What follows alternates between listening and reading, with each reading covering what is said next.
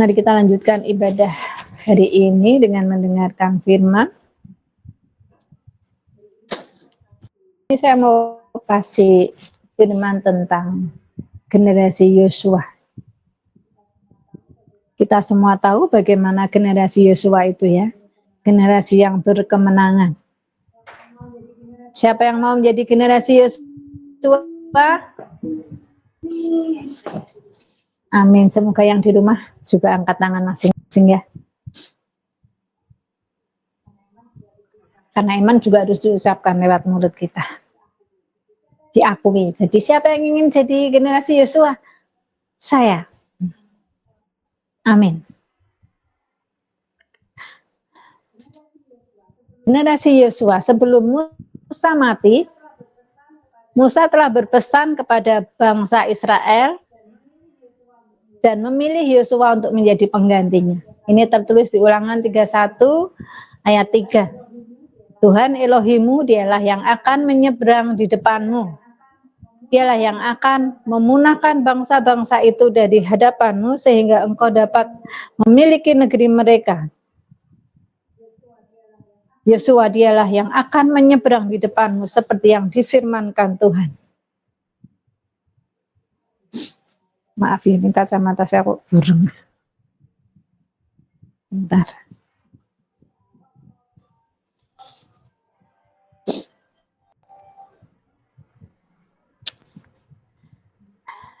Musa akhirnya mati dan Yosua terpilih menjadi penggantinya. Siapa Yosua? Siapa yang tahu? Yosua itu siapa?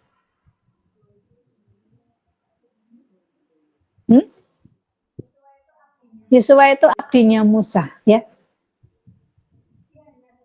Dia hanya seorang abdi. Tapi Tuhan bisa pakai dia. Karena apa? Kesetiaannya. Demikian pula dengan kita. Saya dan Anda adalah orang biasa.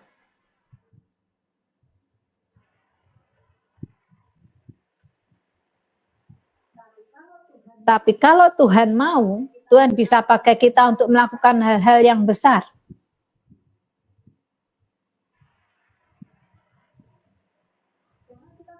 Jangan kita berpikir, saya siapa toh?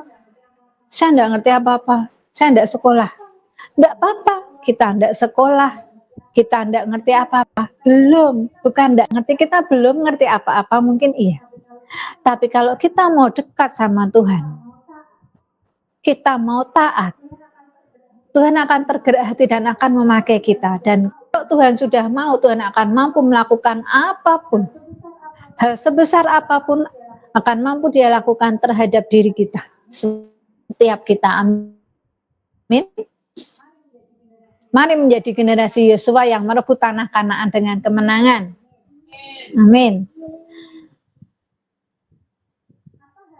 Apa hal pertama yang dilakukan Yosua saat melanjutkan kepemimpinan Musa? Saat mau mulai menyeberang Sungai Yordan, berkatalah Yosua kepada bangsa Israel. Ini tertulis di Yosua 3 ayat 5. Berkatalah Yosua kepada bangsa itu, kuduskanlah dirimu sebab besok Tuhan akan melakukan perbuatan yang ajaib di antara kamu.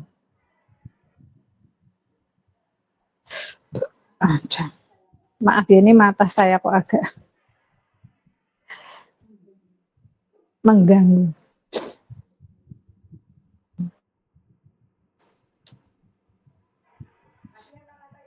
Tadi apa kata Yosua? Kuduskanlah dirimu. Ya, kuduskanlah dirimu. Kuduskanlah dalam arti yang lain juga bisa dimaksud dengan dipisah. Lalu ada kata besok. Besok artinya belum terjadi. Lalu ada kata Tuhan akan melakukan perbuatan ajaib. Ya. Kuduskanlah dirimu, besok Tuhan akan melakukan perbuatan yang ajaib.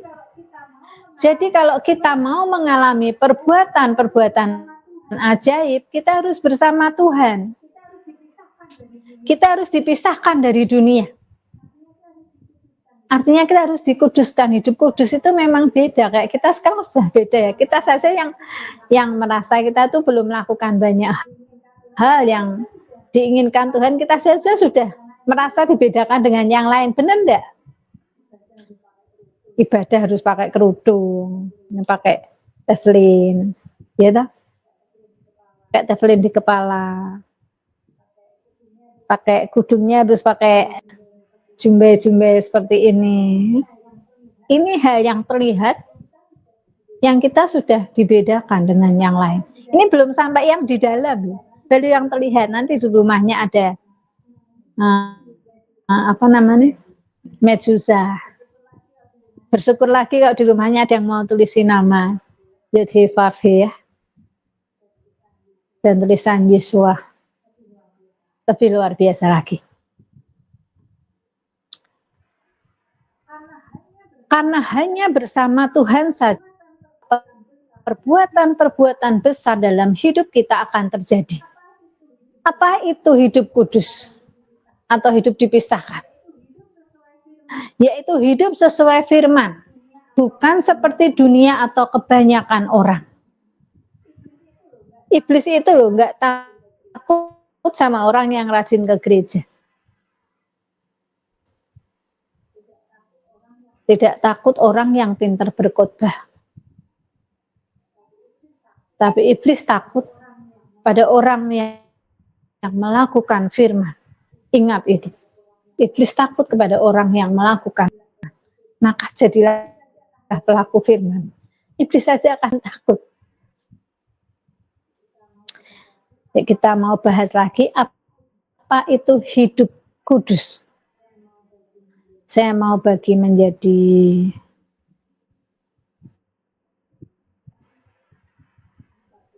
berapa, 3 atau 4 saya lupa. Nanti kita teruskan saja. Kita mulai dari yang pertama. Pertama adalah hidup dalam kasih. Kita mau buka Alkitab kita, Amsal 10 ayat 12. Kebencian menimbulkan pertengkaran, tetapi kasih menutupi segala pelanggaran. Sebab kasih menutupi segala pelanggaran. Hindari kebencian, karena kebencian akar dari semua pertengkaran,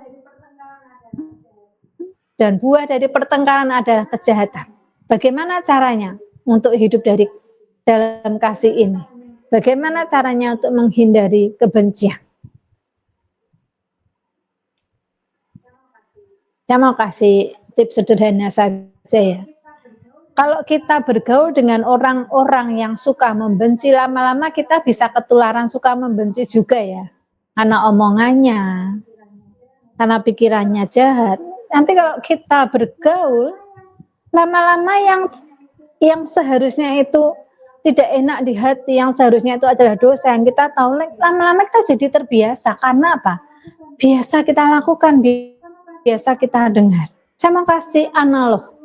Misalnya ada 10 apel dalam satu keranjang. Ada satu yang busuk, yang 9 baik. Bisa tidak 9 apel yang baik ini membuat satu apel yang busuk tadi menjadi baik? Tidak toh. Bisakah satu apel yang busuk membuat 9 lainnya menjadi busuk? Bisa, sangat bisa. Kalau tidak percaya praktekkan saja. Kasih apel di tas kresek gitu ya, satu saja yang busuk, nanti semuanya akan busuk. Bukan 9 yang akan membuat satu baik. Ini analogi sederhana, tapi ya, kenyataan seperti ini. Maka jalan yang terbaik adalah memisahkan 9 apel dari satu apel yang busuk tadi. Ini poin pertama. Kalau kita ingin hidup dalam keajaiban, hiduplah dengan apel-apel yang segar. Jangan yang busuk. Amin. Semoga Anda memahaminya. Cabut kebencian dari dalam hati kita. Sebab kemanapun kakimu melangkah, kalau akar kebencian ini tidak dicabut, maka kemarahan, kekecewaan, kebencian akan mengikutimu. Kenapa? Sebab apa yang kita lakukan adalah pancaran dari hati kita. Maka kalau hatinya nggak beres, semuanya jadi nggak beres. Ini ngikut terus kalau hatinya penuh dengan kebencian. Ngomong keluar kebencian. Ketemunya apa keluarnya? Marah, kekecewaan, benci, bentak-bentak. Itu ngikuti terus. Dimanapun kita berada, dimanapun kita duduk, dimanapun kita berkumpul. Karena apa yang kita lakukan keluar dari dalam hati kita.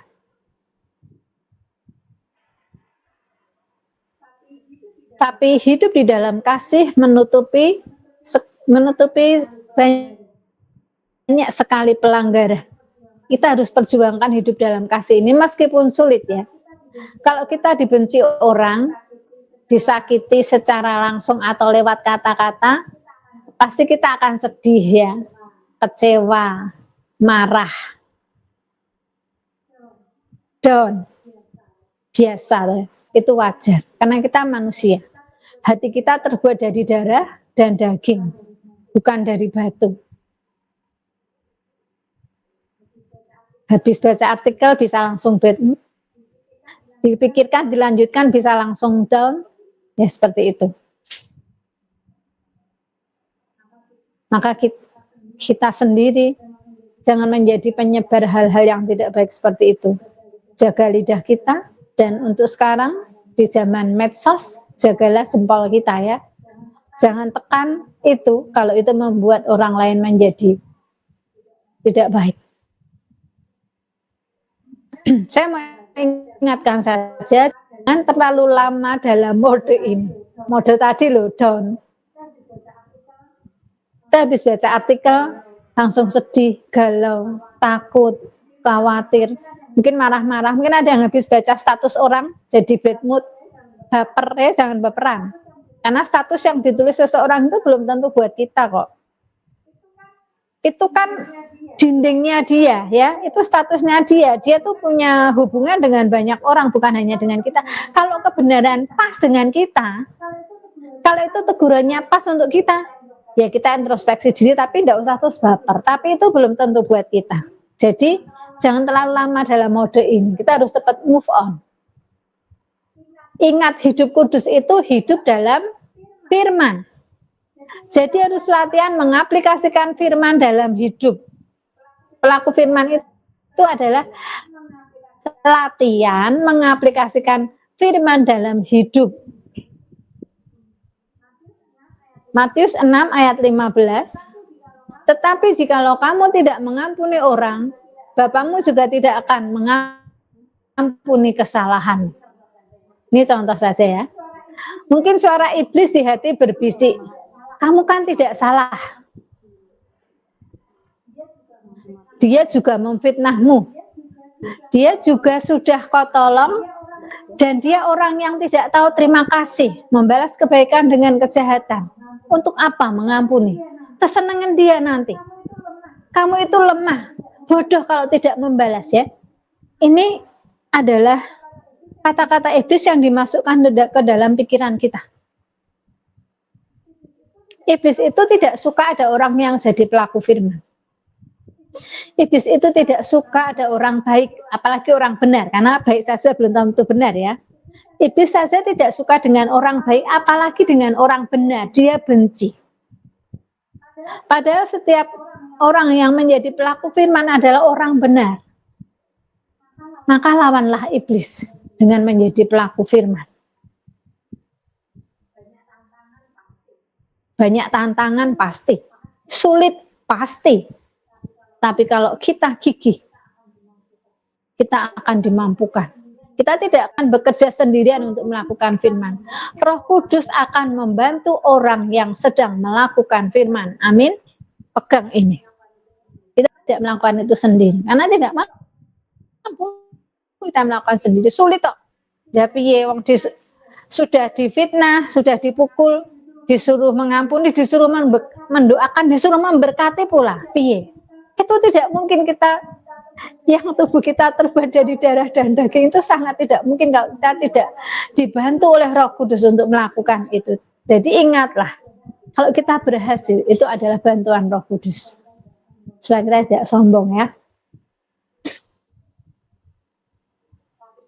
Tapi tetap berjuanglah di dalam setiap pergumulan yang kita hadapi, di dalam keluarga, di dalam komunitas, di dalam kantor, di dalam kampus, di antara keluarga besar, dimanapun kita berada. Berjuanglah menjadi pelaku firman, meskipun akhirnya kita akan menjadi yang minoritas, yang disudutkan, bahkan akhirnya menjadi yang dibenci. Tidak apa-apa. Karena tadi saya ingatkan, kita tidak sendiri. Ada tertulis, Mazmur 17 ayat 2. Daripadamulah kiranya datang penghakiman, matamu kiranya melihat apa yang benar. Akan selalu ada ayat di Injil yang sesuai dengan kebutuhan kita. Sebab Injil itu buku tentang kehidupan.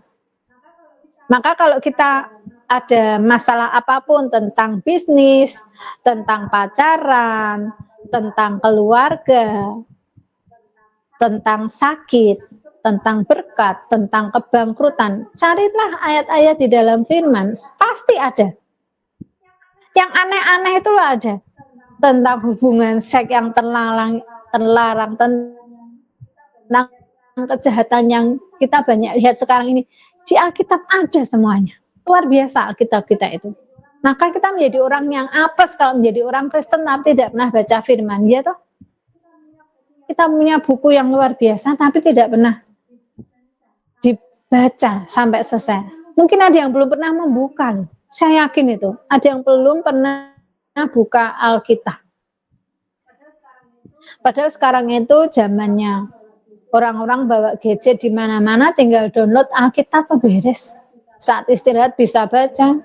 Daripada gabut, pikirannya enggak, download Alkitab, baca. Nanti cari, misalnya kalian sedang gelisah, atau saya sakit, ketik aja sakit, nanti di sana akan ketemu ayat-ayat. HP itu sangat membantu kalau dipakai dengan benar. Tapi HP akan sangat menyengsarakan kalau dipakai untuk judi online, untuk main game, untuk bertengkar di media sosial. Jadi tinggal bagaimana kita memakai HP kita. Berikanlah ruang di HP kita untuk Tuhan. Pasti akan membawa banyak manfaat. Ya. Saya ulangi lagi di dalam tadi hidup dalam kasih ya.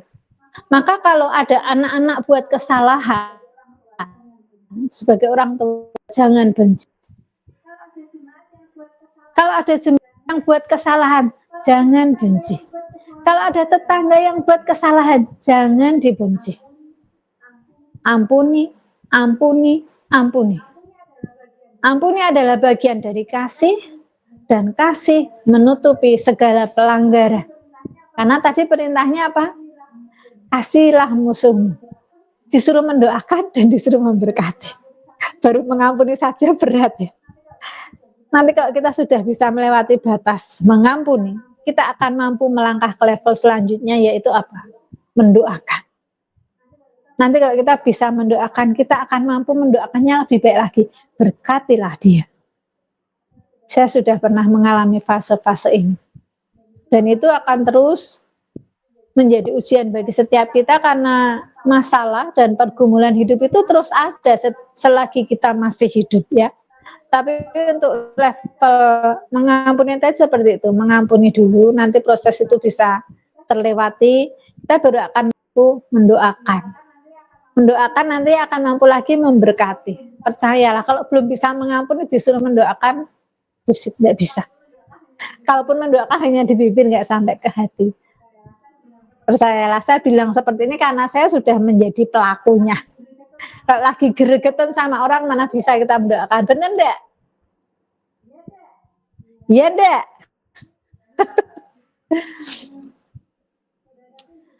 Saudaraku, hidup dalam kasih itu berat tidak? Tidak hanya berat ya, sangat berat. Sedang kasih itu sendiri ada dua, yaitu kasih kepada Tuhan dan kasih kepada sesama. Saya mau sedikit sharing tentang kasih ya. Kalau kasih kepada manusia, semua sudah paham kan? Kayak tadi, dibenci harus diampuni. Difitnah jangan membalas. Harus memberi dengan kemurahan. Ada orang yang membutuhkan, kita harus peduli, itu kasih kepada sesama. Semuanya sudah tahu. Tapi sore hari ini saya mau sharing soal kasih kepada Tuhan. Kasih kepada Tuhan adalah dengan melakukan segala perintahnya yang tertulis dalam kitab suci. Amin. Pahami dulu ya. Jadi yang bilang saya mengasihi Tuhan itu identik dengan apakah kita melakukan apa yang diperintahkannya. Saya mau cerita sedikit. Pada waktu saya dan beberapa teman pergi makan bersama, seorang teman saya mengajak untuk pergi makan di kedai yang ada menunya babi. Ada menu babinya, itu kedainya macam-macam tapi ada menu babi. Dan kami pergi bertiga, yang satu Muslim, kami berdua, satu orang Katolik, saya Kristen. Dengan bersemangat, teman saya yang Katolik tadi ya, bercerita betapa nikmatnya babi kecap dan saren goreng. Tahu saren enggak? Saren itu adalah darah yang dibekukan terus dibumbui lalu digoreng. Itu memang gurih, dulu saya juga pernah makan dulu ya. Dia lupa yang diajak ngomong itu orang Muslim dan dia tetap nyerocos saja. Saya mau cerita saja. Teman saya yang Muslim tadi sudah enek, mungkin mual dan mau mutah, namanya haram bagi dia dan dia tidak makan. Terus teman saya yang Muslim tadi tanya ke saya, Mbak Vero makan babi juga enggak kayak dia? Dia penasaran. Saya jawab dengan kalem, enggak, karena saya enggak mau ribut. Kak, saya bilang, enggak, nanti mesti ribut. Saya tahu mesti bakalan ribut. Kan kita mau makan-makan ini ya. Saya bilang, enggak, kalem saya jawabnya. Dia tanya, loh kenapa enggak makan seperti dia? Saya jawab lagi, karena di firman tertulis tidak boleh makan. Nah, teman saya yang tadi nyerocos soal babi langsung komen. Saya sudah tahu gelagat ini akan terjadi tuh ya, pasti. Maka tadi saya jawabnya karena saya enggak makan. Dia bilang semua makanan sudah ditebus dengan darah Yesus dan semua jadi halal dan boleh dimakan. Dia bersemangat bilang seperti itu. Saya kan sudah tahu akan terjadi ini. Jadi dengan terpaksa, dengan perlahan, saya jawab. Karena nggak mau ribut-ribut tadi ya. Sebetulnya enggak enak mau makan kok malah ribut, malah ngomongkan firman, tapi keadaan yang memaksa untuk berbicara demikian. Saya jawab, memang benar. Tidak ada firman Tuhan yang salah. Darah Yesus sudah menebus semua yang salah termasuk makanan. Tapi saya tegaskan di sini, makanan yang dimaksud adalah yang tertulis di Imamat 11. Yaitu makanan yang memang boleh dimakan. Misalnya kita makan durian, baru kita makan sambil ngobrol ada lalat nempel, gitu. Itu yang bawa kuman gitu. Nah, di sana kalau kita doa ditempeli lalat tadi, kita tahirkan dengan darah Yesus supaya tidak ada bakteri yang masuk ke tubuh kita sehingga tetap tahir. Ngerti ya? Jadi ini soal makanan di Imamat 11. Darah Yesus itu menebusnya di itu, bukan sembarang makanan. Kontan saja teman saya bilang, kamu itu loh enak-enak kok dibilang haram. Sudah dibilangi jadi halal, dia tetap ngeyel. Saya jawab, terserah kamu, itu pilihan. Makanan yang haram tetap haram karena firman tidak bisa berubah. Maliaki 3 ayat 6, bahwasanya aku, Tuhan, tidak berubah dan kamu, Bani Yakub, tidak akan lenyap. Ya. Jadi jadi firman yang ditulis tidak ada yang berubah, satupun. Kalau ada orang yang membolak-balikan, kalau menerangkan itu harusnya ada sambungannya. Tidak terus ini nabrak sini, ini nabrak sini. Itu yang buat Tuhan. Melalui para nabinya dan rasulnya. Melalui dorongan Roh Kudus, tidak ada firman yang salah. Yang menafsirkan saja yang salah, jadi semuanya terasa bertabrakan. Tapi bagi banyak orang yang tidak memahami kitab suci, tidak bisa berubah. Apalagi yang tidak pernah membaca kitab suci ya, seperti yang saya bilang tadi. Bagaimana mau tahu semua ini? Karena ada beberapa terjemahan ayat tidak sesuai dengan teks aslinya. Kalau mau tahu ya silakan belajar ya. Bagaimana bisa bilang mengasihi Tuhan kalau tidak melakukan firman-Nya? Bagaimana mau melakukan firman-Nya kalau tidak tahu isinya? Maka jangan jadi orang Kristen yang tidak membaca firman dari Kejadian sampai Wahyu. Anda rugi besar, percayalah kepada saya. Semuanya tertulis di sana. Kita bisa scroll HP berjam-jam, tahan toh. Yang suka FB, lihat reels FB. Yang suka IG, lihat reels di IG. Itu loh sampai 5 jam tahan. Yang suka drakor, lihat terus seri. Ya.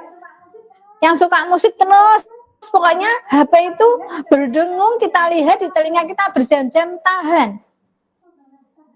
Cobalah tahan tidak baca firman 1 jam. Tahan tidak. Di sana tertulis banyak sekali hal. Semuanya yang ada, yang harus kita hadapi, semuanya tertulis di dalam firman. Dan kita tidak mau membacanya. Baca baru 5 menit sudah ngantuk. Bahkan ada banyak orang yang menggunakan Alkitab untuk obat tidur ya. Wah ini sudah mau ngantuk. Ini sudah jamnya tidur tapi kok enggak ngantuk-ngantuk ya. Baca firman lah, biar ngantuk. Banyak tuh yang seperti itu. Baca, nanti baru sampai setengah bab. 2 perikop sudah merem. Itu lebih dahsyat dari obat penenang. Karena rohnya nggak kuat terima firman, kan nggak pernah baca. Ya, jadi berat ngantuk, langsung tertidur. Saudaraku, kembali lagi ya. Saya dulu juga makan babi. Saya makan saren, makan udang, dan cumi, dan lele kesukaan saya ya. Udang, cumi, lele itu saya suka sekali. Saya suka seafood dan sambal yang pedas, saya suka. Tapi setelah saya mengerti kebenaran firman, saya bertobat dan tidak makan lagi. Sampai kalau makan sambal ada terasinya, terasinya ada udangnya, ya dihindari. Sampai seperti itu. Karena percuma saya bilang mengasihi Tuhan kalau saya melanggar semua larangannya. Saya sangat berterima kasih kepada seseorang yang menerangkan kepada saya bahwa Alkitab adalah sebuah kesatuan dari awal penciptaan sampai nanti berakhir di bumi yang baru. Dan saya anggap dia sebagai guru spesial saya. Semoga beliau mendengarkan saya berkhotbah hari ini. Salam hormat saya kepada Bapak ini ya. Oh iya, bagi yang belum tahu soal larangan makan babi dan darah, saya mau kasih ayatnya sedikit di sini. Ulangan 14 ayat 8. Juga babi hutan, karena memang berkuku belah, tetapi tidak memamah biak. Haram itu bagimu. Daging binatang-binatang itu janganlah kamu makan, dan janganlah kamu terkena bangkainya. Yesaya 66 ayat 17. Mereka yang menguduskan dan mentahirkan dirinya untuk taman-taman dewa dengan mengikuti seseorang yang ada di tengah-tengahnya, yang memakan daging babi dan binatang jijik serta tikus. Mereka semuanya akan lenyap sekaligus. Demikianlah firman Tuhan. Imamat 3 ayat 17. Inilah suatu ketetapan untuk selamanya bagi kamu, turun-temurun di segala tempat kediaman. Janganlah sekali-kali kamu makan lemak dan darah. Nah, kok saya malah jadi bahas makanan haram ya? Kembali ke laptop lagi ya. Jadi siapapun yang ingin hidup kudus dalam keajaiban Tuhan, harus hidup dalam kasih yang sesuai firman Tuhan. Ini tadi intermezzo ya, maaf ya. Tadi pertama hidup dalam kasih, yang kedua adalah berpikir tenang. Orang yang tenang lebih bisa berpikir baik dan tidak mudah terombang-ambing. Pengkhotbah 4 ayat 6.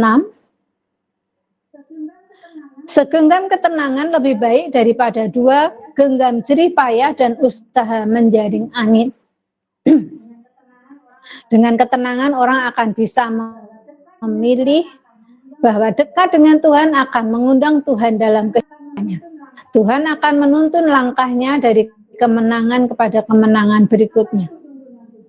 Apa itu tuntunan Tuhan? Tuntunan Tuhan adalah petunjuk yang diberikan Tuhan kepada kita, bisa melalui suara, rema di dalam hati, lewat mimpi, teguran dari orang lain, atau langsung dari baca firman. Mungkin kalian di sini ada yang bilang dalam hati, enak tante bisa dengar suara Tuhan. Nah, saya nggak pernah dengar suara Tuhan. Saya belum diberi karunia secara audible oleh Tuhan. Ya. Terus gimana caranya Tuhan nuntun saya? Saya mau bilang, saya belum diberi karunia mendengar suara Tuhan secara audible atau penglihatan, bahkan di sini tuh banyak yang dapat karunia penglihatan. Saya bersyukur dengan anak-anak ini masih muda-muda, luar biasa mereka. Meskipun saya belum mendapat karunia secara audible dan penglihatan, tapi saya menerima hikmat atau terima dari firman yang saya baca.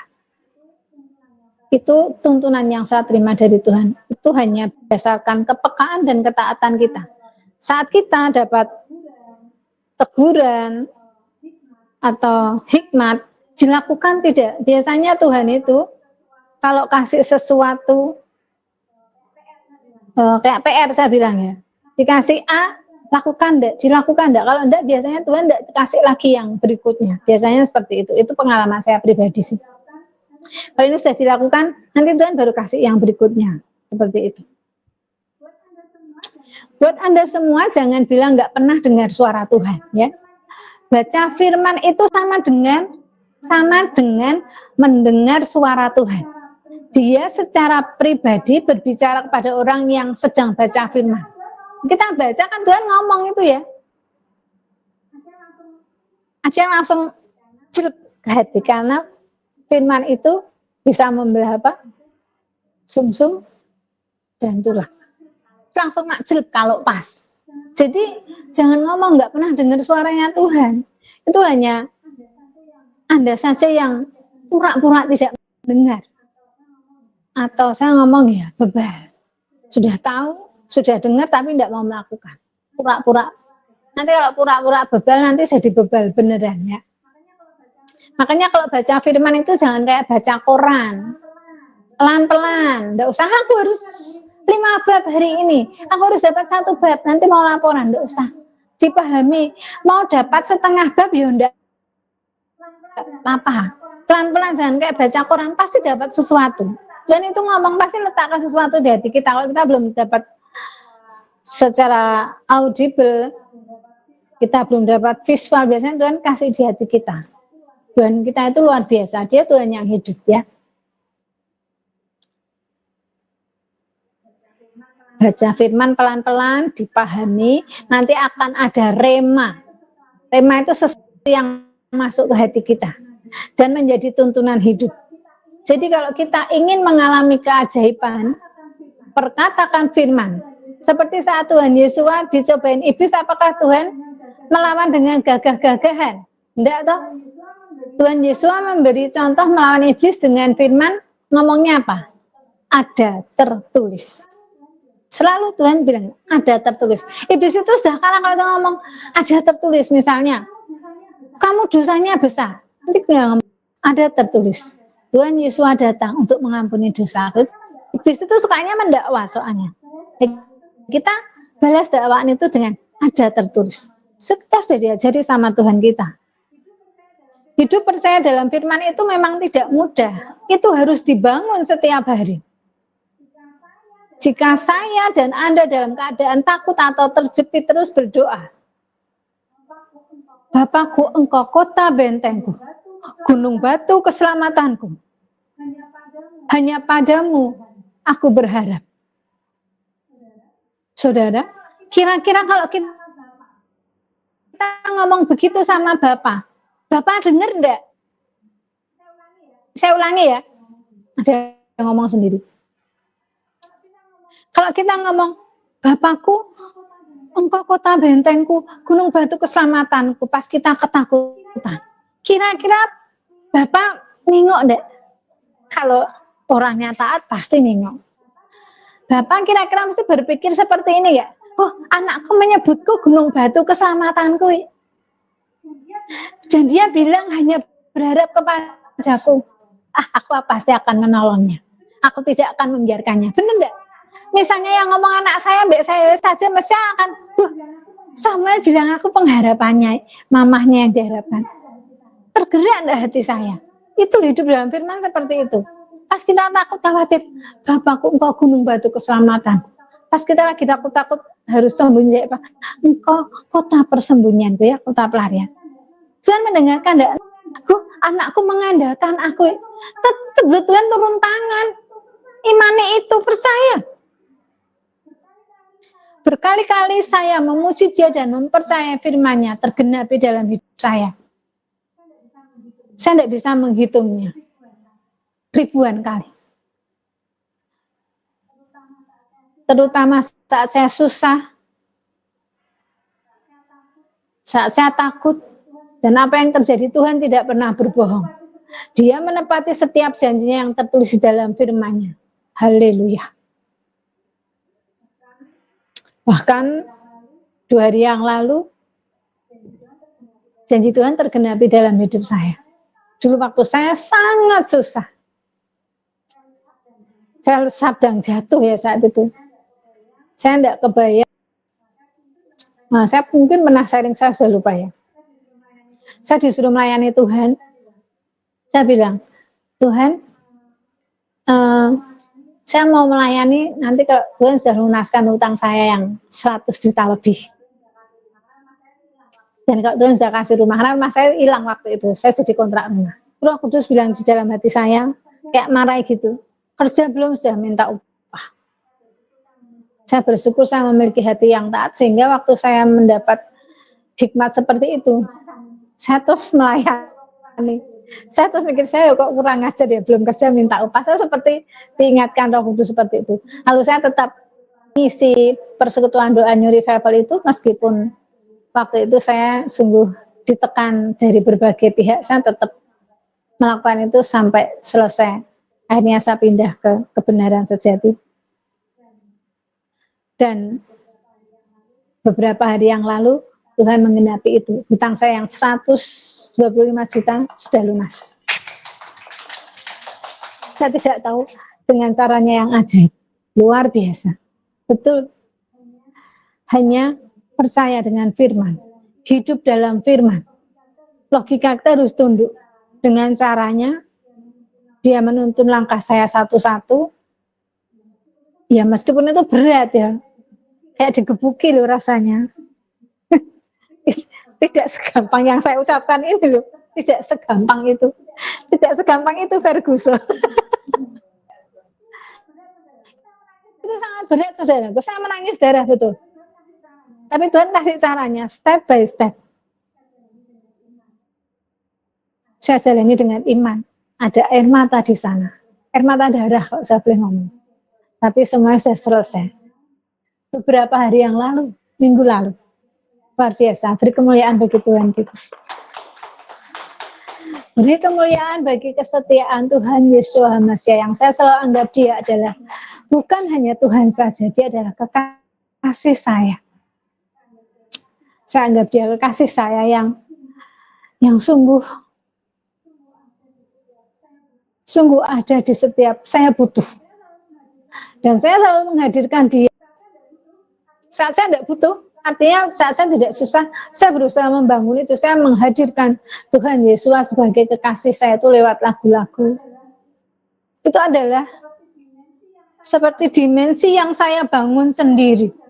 Saya bangun dalam keseharian hidup saya, dan itu yang membantu saya untuk bertahan di dalam segala kesusahan saya, yang saya bilang ada air mata darah di sana, yang buat saya bangkit berdiri bisa lepas satu demi satu. Amin.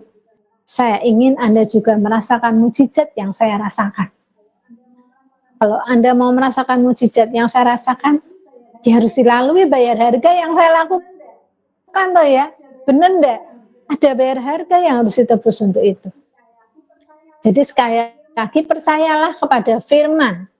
Sampai logika kita tunduk sama firman itu. Saya tidak bisa bayar itu loh. Tidak ada planning pemasukan sedikit pun untuk bayar itu.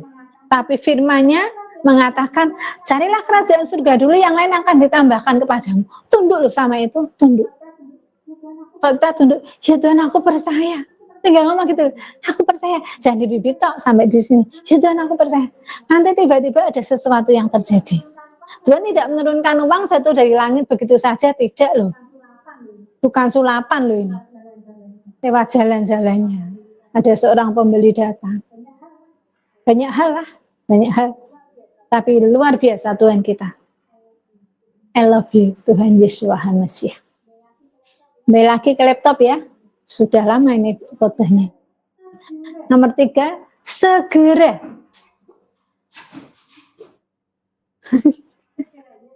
Segera, Yesua 3:13. Pertama tadi hidup dalam kasih, kedua tenang, yang ketiga segera. Yesua 3:13. Segera sesudah kaki para imam pengangkat tabut Tuhan, Tuhan semesta bumi, berhenti di dalam air sungai Yordan, maka sungai Yordan itu akan terputus. Air yang turun dari hulu akan berhenti mengalir menjadi bendungan. Saya juga mau bacakan Yosua 3 ayat 13 dari terjemahan FAYH. Pada waktu kaki para imam yang mengusung tabut Tuhan semesta alam menyentuh air sungai itu, air akan berhenti mengalir seakan-akan ada yang menahan dan akan membentuk tembok air. Ya, ini lebih jelas. Saya lebih senang baca FAYH. Penjelasannya lebih jelas. Kaki imam mengangkat tabut dan sungai Yordan terbelah. Tabut itu apa? Tabut adalah tempat hadirat Tuhan, ya. Apa artinya mengangkat tabut? Yaitu penyembahan. Siapa imam itu? Kalau sekarang ya para pemimpin agama. Kalau dalam keluarga ya adalah para suami.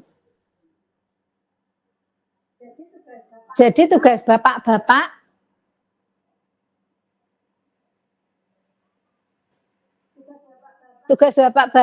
adalah datang di dalam Tuhan, mendatangkan Tuhan di dalam keluarga, ya. Tugas bapak-bapak mengangkat tabut di dalam keluarga artinya apa? Mendatangkan Tuhan di dalam keluarga. Bukan mendatangkan maksiat atau setan, ya, karena banyak bapak-bapak yang malah mendatangkan maksiat atau setan, pertengkaran, perselingkuhan, KDRT, dan banyak hal. Jangan kebalik-balik ya, malah istri yang harus ambil bagian ini. Karena ini adalah perintah para imam, para suami. Karena banyak loh, sekarang yang jadi tiang doa itu malah istri, bukan bapaknya.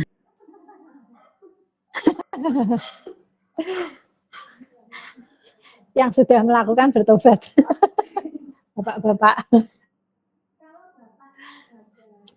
Kalau bapaknya gagal dalam tugas ini, sebagian rumah tangga itu juga enggak karuan jadinya. Termasuk rumah tangga saya dulu. Maaf ya, ini curucol ini ceritanya. Bagaimana kalau sudah tidak ada suami, istri boleh menjadi imam? Untuk anak-anaknya boleh enggak? Boleh. Karena apa? Karena darah Tuhan Yesua sudah merobek tabir bait suci. Maka semua pengikut Yesua boleh menghadap tahta Elohim. Amin. Jadi enggak ada alasan, terus suamiku sudah mati atau sudah tidak ada suaminya. Kalau enggak ada ya harus tetap ada yang mengangkat tabut di dalam keluarga itu untuk anak-anaknya. Ya. Kita mau bahas tabut. Tabut isinya apa saja? Ada 10 perintah Elohim. Ada tongkat Harun, ada mana, dan di atasnya ada dupa.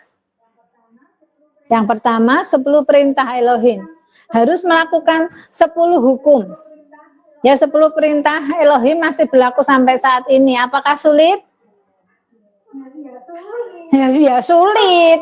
Siapa sih ngomong gampang? Ya sulit. Apakah sulit? Ya sulit.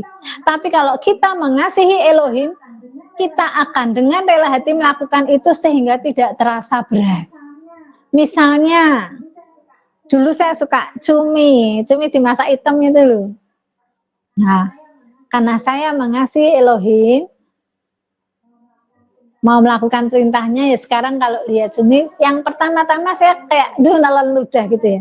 Sekarang saya enggak, saya lihat begitu sudah biasa, malah nah, kadang-kadang terus tak jijik lihat itu, enggak tahu itu bertumbuh dengan sendirinya, pelan-pelan. Itu tidak begini langsung, pelan-pelan gini, tek tek tek tek tek tek gitu. Saya kasih contoh lagi ya, seperti kalau ada cowok lagi naksir cewek, apapun akan dilakukan supaya bisa terkejar cewek itu ya. Ya Febri ya. Ya. Yang berat jadi ringan. Memang seperti itu. Jadi modalnya adalah mengasihi. Lalu yang kedua, tongkat Harun. Menjadi pelaku firman itu sulit, maka perlu tongkat Harun. Apa itu tongkat Harun? Tongkat itu untuk menuntun. Jangan keliru dengan gada ya. Kalau gada itu buat mukul yang nakal-nakal. Kalau tongkat itu untuk nuntun. Jadi domba itu dituntun. Tapi kalau ada yang mencutat pergi jauh, pukul sama gada, kembali. Nah, begitu. Tongkat artinya sama dengan tuntunan Roh Kudus. Artinya mohonlah urapan atau pimpinan Roh Kudus untuk menjadi pelaku firman. Yang ketiga adalah mana. Mana itu apa? Mana itu roti, sama dengan firman. Harus menjadi pelaku firman atau taat. Tuhan selalu menuntut ketaatan kita. Apakah ini sulit? Sulit lah, sangat sulit. Hidup dalam firman itu seperti melawan hukum dunia. Disakiti, disuruh mengampuni. Dibenci, disuruh memberkati. Kalau hukum dunia mah gampang. Dibenci, balas benci, kalau baik digebuk sekalian ya. Disakiti, balas lebih menyakiti. Difitnah sekali, balas 10 kali. Gampang itu. Dimarahi, balik dimarahi, ganti. Tapi Tuhan ingin membentuk karakter kita menjadi karakter ilahi untuk disiapkan menjadi penduduk Yerusalem baru. Bumi yang baru, di sana tidak ada kenajisan. Nah, kalau tidak latihan, ya nggak bisa, saat dites gugur. Usianya kapan? Ya selagi kita masih hidup ini, mumpung masih hidup loh. Nanti kalau sudah kita mati, kita sudah ada di alam maut, ya belum sampai ke neraka, sudah ada di alam maut. Sudah nggak bisa ngapa-ngapain. Mau menyesal, aku mau kembali.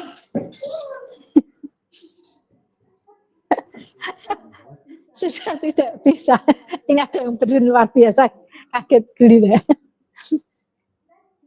Kita sudah tidak bisa kembali. Jadi saatnya sekarang, saat nafas kita masih ada di dalam tubuh kita. Berjuanglah untuk menjadi pelaku firman. Supaya kita lolos untuk hidup di bumi yang baru, di kota Yerusalem baru. Amin. Yang keempat adalah dupa.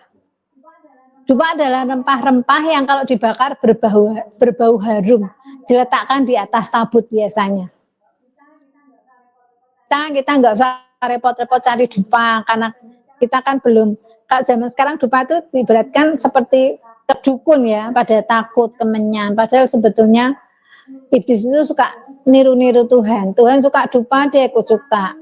Tuhan suka kemenyan, dia ikut suka. Karena salah kaprah kalau kita menyalakan dupa, dikirai malah ya. Jadi nggak usah repot-repot cari dupa lah. Dupa kita adalah pujian penyembahan kepada Elohim dan Tuhan Yesua. Kekaguman kita saat menyembah itu dupa yang harum.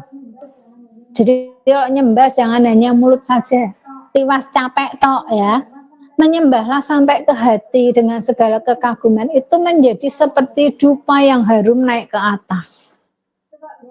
Itu kalau lihat film Alien, itu kalau sinyalnya dicet naik seret, ya itu doa kita, doa orang benar seperti itu, les naik ke atas dengan dupa yang harum mewangi. Dupanya apa? Kekaguman kita, pujian penyembahan kita yang itu menjadi dupa yang harum. Saudaraku, sebelum melakukan sesuatu, nyalakanlah dulu dupamu di rumahmu, di kamarmu, ya. Sebelum kamu melakukan segala sesuatu, nyalakan dulu dupamu di kamarmu masing-masing, supaya bau harum tercium sampai ke Elohim. Dan itu akan mengawali hidupmu di dalam keberhasilan. Amin. Jadi disempat-sempatkan. Saya kalau sudah kesiangan itu berdoa hanya 5 menit, tapi saya sempatkan untuk sujud sembah 5 menit. Seringkali saya telat, terus saya berdoa, Tuhan semoga hati orang yang saya bekerja di tempatnya kau lembutkan dan jatuh kasih kepada saya. Jadi kalau saya telat supaya tidak dimarahi. Seperti itu. Karena saya rela telat, tapi berdoa dulu. Meski hanya 5 menit, karena saya memiliki keyakinan itu. Nyalakan dulu dupa di kamarmu, supaya bau harum itu naik, mengikuti perjalanan hidupmu sepanjang hari, sehingga ada penyertaan Elohim dan kita bisa menang. Bapak itu mau memberkati kita, tapi ada syaratnya kan? Kita nurut gak sama dia? Kita mau gak mendahulukan dia daripada urusan kita yang lain? Ini penting loh kita mengetahui ini. Nurut gak? Meletakkan dia nomor 1 tidak? Percayalah saat kita mendahulukan Tuhan dari semua urusan kita, pasti urusan kita yang ribet-ribet itu akan diberesi Tuhan buat kita. Amin. Yang harusnya 10 langkah baru selesai, tapi kita mendahulukan Tuhan nomor 1, 3 langkah selesai. Imani itu akan terjadi dalam hidup kalian. Yosua 3 ayat 16. Maka berhentilah air itu mengalir, air yang turun dari hulu melonjak menjadi bendungan jauh sekali di dekat Adam, kota yang terletak di sebelah Sartan, sedang air yang turun ke laut di Araba itu, yakni laut asin, terputus sama sekali, lalu menyeberanglah bangsa itu di tentangan Yeriko. Yosua 3:16 terjemahan FAYH. Maka jauh di hulu sungai, di dekat kota Adam, di sebelah Sartan, air tiba-tiba melonjak seperti melanda bendungan. Sedangkan air di hilir mengalir terus ke laut mati, yaitu laut asin atau laut Araba, sampai dasar sungai di bagian itu menjadi kering. Menyeberanglah semua orang Israel dari tempat itu yang terletak di seberang kota Yeriko. Saat penyembahan yang disertai hidup kudus diangkat ke hadapan Elohim, maka sungai Yordanmu akan tersibak dan sungai itu menjadi kering dan kamu bisa lewat. Artinya apa? Mengalami kemenangan. Ya, penyembahan disertai hidup kudus. Itu modalnya. Nanti sungai Yordanmu akan tersibak, jalannya kering, kamu lewat di tentangan kota Yeriko. Menang, amin. Yang mau saya bilang hari ini adalah perbedaan generasi yang keluar dari Mesir yang dipimpin Musa dan generasi Yosua. Saat bangsa Israel sampai di tepi sungai Teberau, mereka terus bersungut-sungut bertengkar dengan Musa, menyalahkan Musa, selalu menghakimi, tidak taat, padahal pemimpin mereka adalah Musa, orang yang sangat lembut hatinya. Kalau saya jadi Musa mungkin sudah saya gebuki orang Israel itu. Saya baca itu gregetan. Musa itu sangat sabar ya, sampai dia marah tadi.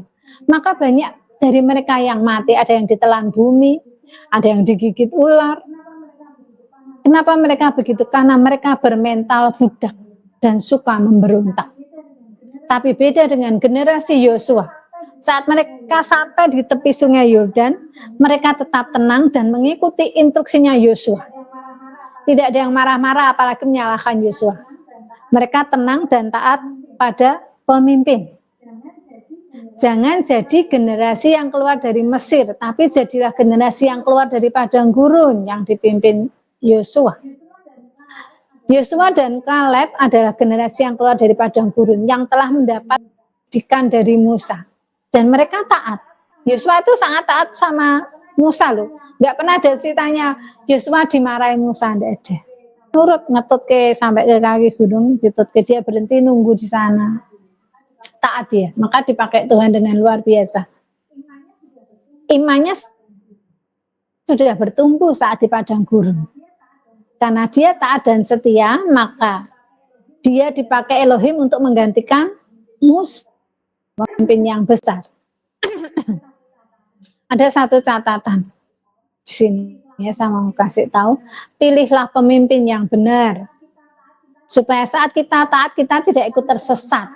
Karena zaman sekarang banyak pimpinan yang malah ajak korupsi bersama, ya. Itu namanya dosa berjamaah. Perintahnya harus taat pimpinan, tapi pimpinannya ngajak maling, kan repot ya.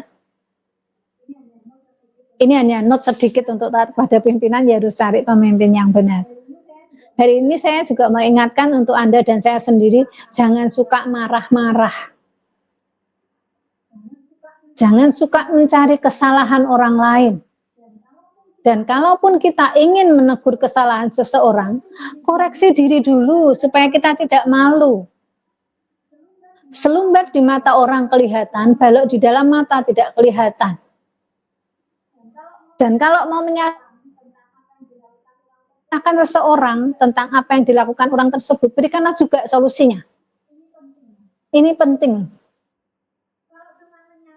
Kalau cuma menyalahkan tanpa solusi, semua orang juga bisa. Di pasar banyak ya. Maka jagalah mulut kita. Jagalah jari kita di medsos. Jangan menyakiti orang lain. Kita baik atau jahat, dilihat orang dari buah perilaku kita. Pahami ini. Kita ngomong baik-baik, muluk-muluk, yang dilihat buahnya. Jarinya nggak benar, ya toh? Lidahnya nggak benar, semuanya gugur. Mari menjadi generasi Yosua yang telah terbukti keluar dari padang gurun menjadi pemenang, menjadi pahlawan. Yosua itu mengalahkan 31 raja dan 7 bangsa Kanaan. Wow, keren habis ya. Yosua yang seorang abdi itu mengalahkan 31 raja dan 7 bangsa Kanaan. Kita yang orang biasa juga akan bisa dipakai Tuhan kalau syaratnya tadi dipenuhi. Syarat yang saya kasih di atas tadi, kita bisa dipakai Tuhan untuk melakukan hal-hal yang besar. Tidak harus menjadi orang besar dulu, tapi dari orang biasa, dengan ketaatan, dengan hidup kudus, Tuhan akan persiapkan kita menjadi orang-orang untuk memakai hal-hal yang besar bagi kemuliaan Tuhan. Amin. Saya mau tanya, sudah siapkah Anda menyongsong keajaiban-keajaiban dalam hidup Anda? Siap menyongsong, siap. Kalau Anda siap menyambut mukjizat besar, berarti Anda harus siap untuk hidup kudus. Dipisahkan ya, tadi ya. Siap mengalahkan diri sendiri, karena musuh kita yang paling besar adalah kedagingan kita. Jadi jangan mau menyambut keajaiban dalam hidup kita, tapi lupa dengan syaratnya tadi, bayar harganya. Tidak bisa. Itu berjalan seiring. Saya mau tutup dengan ayat Amsal 6 ayat 16 sampai 19. 6 perkara yang dibenci Tuhan, bahkan 7 perkara yang menjadi kekejian bagi hatinya.